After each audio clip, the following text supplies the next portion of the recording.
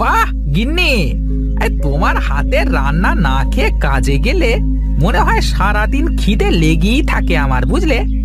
থাক, অত প্রশংসা করা লাগবে না। তোমাকে একটা কথা বলবো? হ্যাঁ হ্যাঁ, বলে ফেলো বলে ফেলো, এত ভাববার কি আছে? না, তুমি কি মনে করবা তাই বলিনি।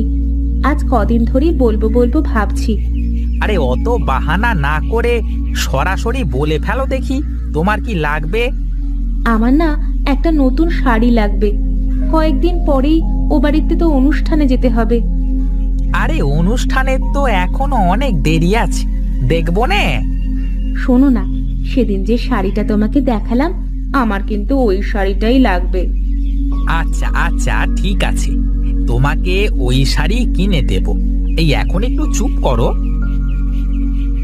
আরে আরে থাক থাক, আমাকে আর দিও না। কি যে বলো, তোমার জন্যই তো আমি এত সুন্দর করে রান্না করি। তুমি না খেলে কে খাবে বলো?